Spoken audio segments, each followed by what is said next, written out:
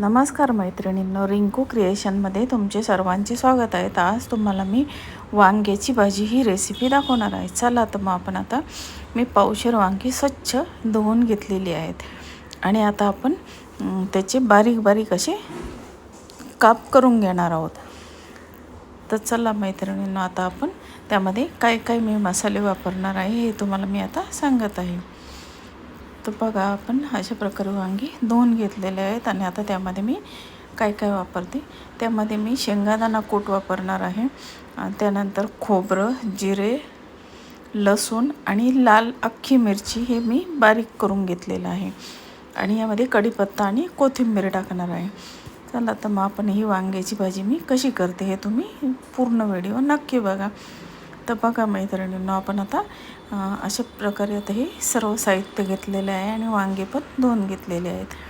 तर आता आपण हे वांग्याचे बारीक बारीक काप करून घेणार आहोत. तर बघा मैत्रिणींनो, आता वांग्याचे मी काप करून घेतलेले आहेत. आता आपण वांग्याची भाजी करून घेऊ आणि वांग्याचे काप हे अगदी वेळेवर करायचे. वांगे हे चिरून पाण्यात टाकले की त्याचे सर्व जीवनसत्व निघून जातात. त्यामुळे मी अगदी वेळेवर फोडणी ठेवल्यावर वांगे चिरून घेते आणि त्यामुळं हे वांगे काळे पण पडत नाही आणि त्याच्यातलं जीवनसत्व पण निघून जात नाही. चला तर मग आपण आता गॅसवर मी एक छोटा कुकर ठेवलेला आहे. आता ही भाजी आपण कुकरमध्ये करणार आहोत. कुकरमध्ये जर भाज्या केला तर अगदी पटकन भाजी तयार होते. तर बघा, आता मी फोडणीसाठी अर्धी पळी तेल कुकरमध्ये टाकलेलं आहे. आता आपण जिरे मोहरी टाकून फोडणी करून घेऊया.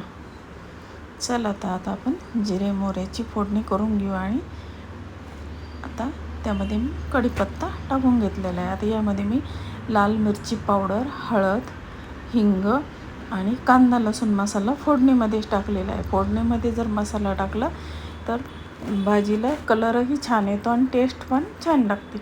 तर बघा, आता त्यामध्ये मी वांगे टाकून घेतलेले आहे. आता आपण हे वांगे व्यवस्थित असे हलवून घेऊया. वांग्यांना सर्व मसाला आता लागलेला आहे, तो व्यवस्थित हलवून घेतलेला आहे. आता यामध्ये अगदी छोटी वाटी भरून मी पाणी टाकलेलं आहे. यामध्ये पाणी टाकलं नसतं तर मग वांग्याचा मसाला जळून जातो, त्यामुळे अगदी थोड्या प्रमाणात पाणी टाकलेलं आहे. आता यामध्ये शेंगदाणा कूट आणि जे वाटण तयार केलं ते मी टाकून घेते आणि परत एकदा व्यवस्थित आपण ते एकजीव करून घेऊया. आता आपण यामध्ये मीठ टाकून घेऊया.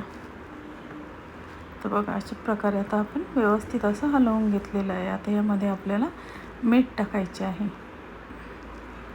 आता मीठ टाकल्यानंतर परत एकदा आपण ते हलवून घेऊया आणि त्यामध्ये आपल्याला आता हलवून घेणार आहोत आणि त्यामध्ये आता आपल्याला कोथिंबीर टाकायची आहे.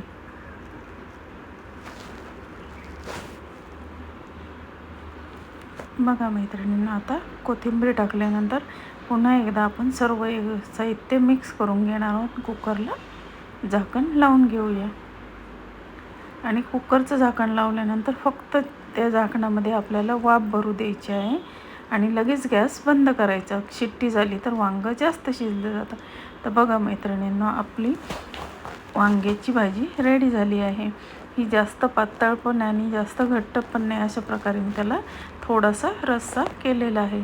तर तुम्हाला ही वांग्याची भाजी कशी वाटली? तुम्हाला जर आवडली असेल तर माझ्या चॅनलला लाईक, शेअर आणि सबस्क्राईब जरूर करा. धन्यवाद.